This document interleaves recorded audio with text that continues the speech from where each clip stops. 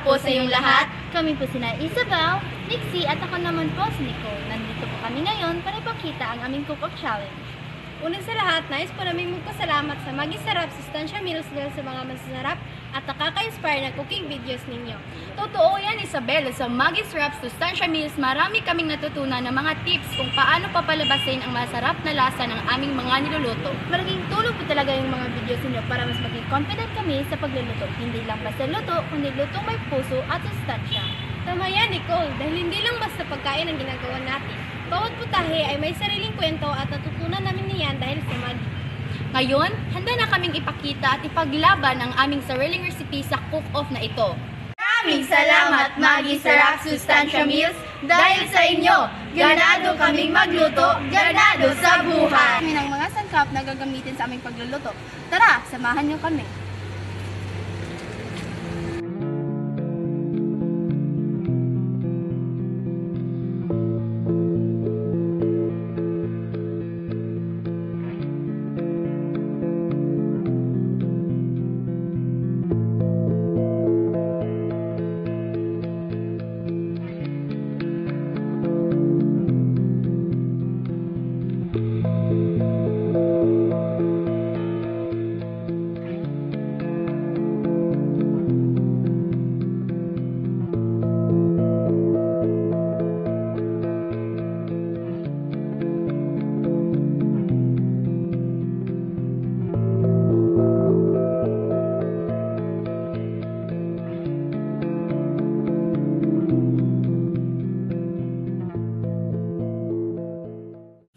At ayan po, yan po ang mga sangkap na gagamitin natin sa pagluluto.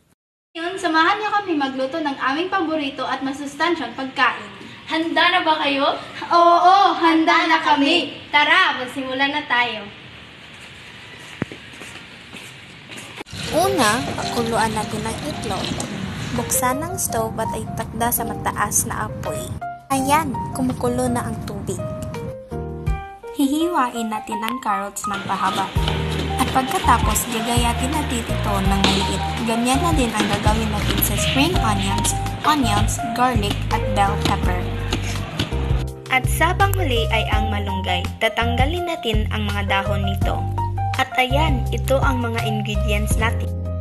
Una nating ilagay ang grenade na itlog. Kasunod naman ang garlic, onions, bell pepper, green onions, malunggay at carrot.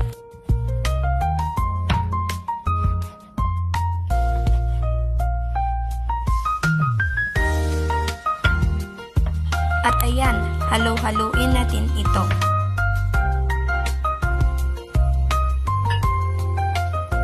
Lagyan din natin ito ng magic sarap, paminta powder at pinch of salt. At ating itong ibalot sa lumpia wrapper ang pinaghalo natin kanina.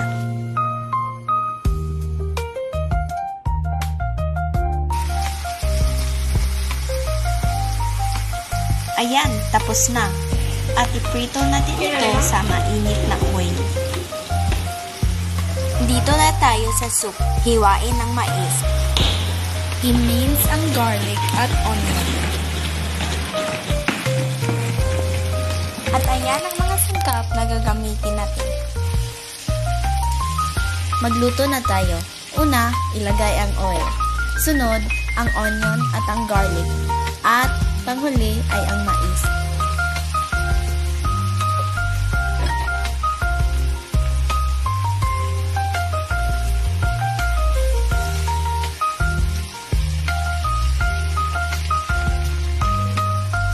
Lagyan ng tubig at hayaan kumulo.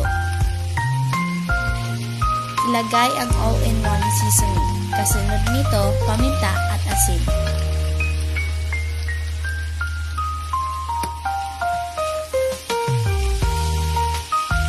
At sa panghuli, ilagay ang kalamunggay.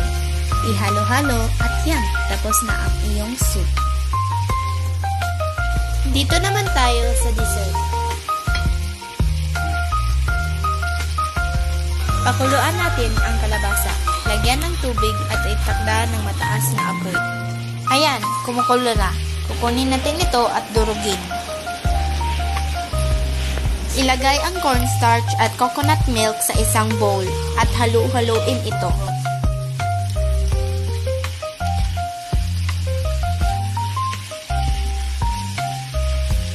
Ilagay ang mashed na kalabasa sa kawali.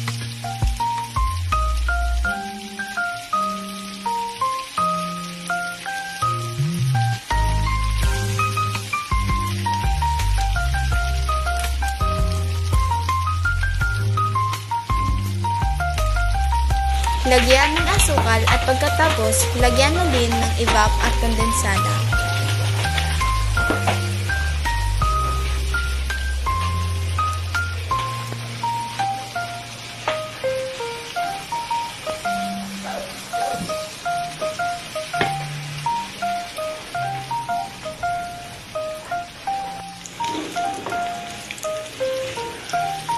Kapag naging makapal na, lagyan mo ng mga mani.